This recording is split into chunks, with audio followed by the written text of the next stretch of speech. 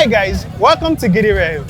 Every West African nation has a unique take on this dish. What's fascinating is countries like Nigeria, Ghana, Sierra Leone, and Cameroon engage in a friendly but yet competitive battle to determine who prepares the best jollof rice.